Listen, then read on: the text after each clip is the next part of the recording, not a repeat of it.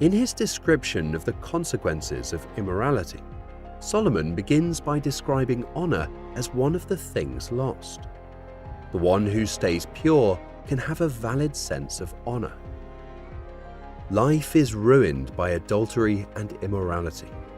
God's command that our very close and intimate relationships stay only in the covenant of marriage was not given to take out from our life and enjoyment, but to add to it. We read, "And your hard-earned possessions will go to the house of a foreigner." Adultery has cost many men their wealth in the modern world. Although lust and immorality today may not lead to slavery, it still leads to alimony, child support, broken homes, hurt, jealousy, lonely people, and venereal disease. Waltker. We read, "And you mourn at last." The young man dreamed of pleasure. In wanton dalliance, he hoped to find delight. But when the lamp or, at the last, began to shine, he saw rottenness in his bones, filthiness in his flesh, pains and griefs and sorrows as the necessary consequence of sin. Spurgeon. When your flesh and body are consumed. Immorality and lustful behavior leads to disease and the breakdown of health. One's health can be taken away by the stress of living a double deceptive life. The point of these verses is clear. The price of infidelity may be high, for everything one works for, position, power, prosperity, could be lost either through the avaricious demands of the woman or the outcry for restitution by the community. Ross. How I have hated instruction. There is the added grief of regret and remorse. The burned-out wreck reproaches himself for not having obeyed his parents, his Sunday school teachers, and his Christian friends. He could have avoided oceans of misery, but he was too pig-headed to be warned. One great price of this type of immorality is regret. When we see how empty the promises of sin are, and how great the price for those sins is, deep sorrow and regret are logical responses. In the midst of the assembly and congregation, what the adulterer thought would remain secret was exposed. When he committed his sin, he thought no one would find out about it. He was exposed in the midst of the assembly for his foolishness, betrayal, and lack of self-control. Proverbs 5:15-19, New American Standard Bible. Drink water from your own cistern, and fresh water from your own well. Should your springs overflow into the street, streams of water in the public squares, let them be yours alone, and not for strangers with you. Let your fountain be blessed, and rejoice in the wife of your youth. Like a loving doe and a graceful mountain goat, let her breasts satisfy you at all times. Be exhilarated always with her love. In figurative language, Solomon urges his son to find all his needs with his own wife in a life of pure married love. According to the KJV, this verse describes the blessings of a faithful marriage relationship reaching out to family and friends.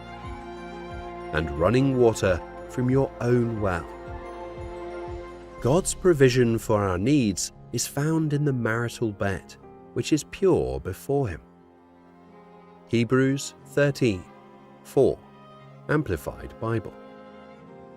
Marriage is to be held in honor among all, that is, regarded as something of great value, and the marriage bed undefiled by immorality or by any sexual sin. For God will judge the sexually immoral and adulterous. Marriage should be held in honor by all. This was God's holy will for mankind before sin entered the world, and it was instituted by him before sin entered the world.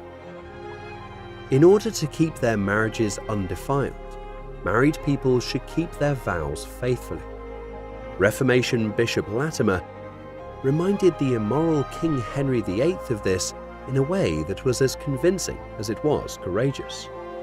He presented the king with a finely wrapped Bible. On the wrapping was inscribed the words, "Fornicators and adulterers God will judge." Though some are dissatisfied with what God provides in marriage, that dissatisfaction is more a reflection on them than their spouse.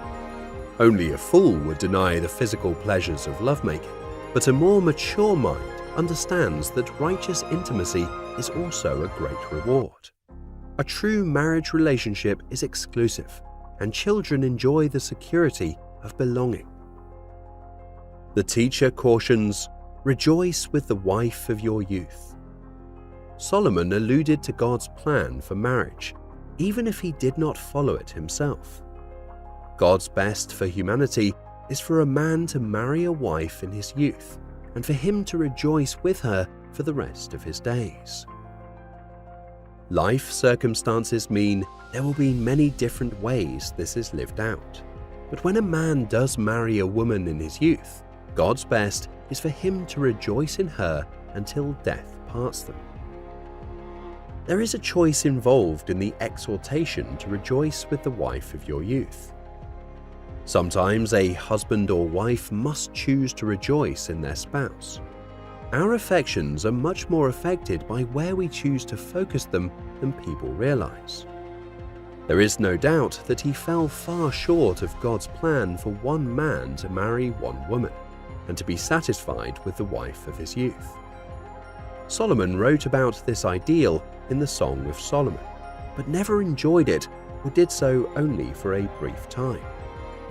According to Solomon, if a man is not satisfied with one woman, the wife of his youth, then he will not be satisfied with 1,000 women. What is the number of people who have destroyed their lives and damaged the lives of others through immorality? Character has become a crucial issue today precisely because of the myriad of leaders in the political, business, and religious worlds who have fallen morally. No doubt, spiritual warfare has played a big role in the tens of thousands of people who have failed. Leaders must remember that they influence many others beyond themselves. They never fall into a vacuum. They must also realize that replacing fallen leaders is a slow and challenging process. Those who pay attention to sound advice and learn from the experience of others develop true discretion. Nothing but the Word of God is an adequate safeguard against the seduction and delusion running rampant in our day.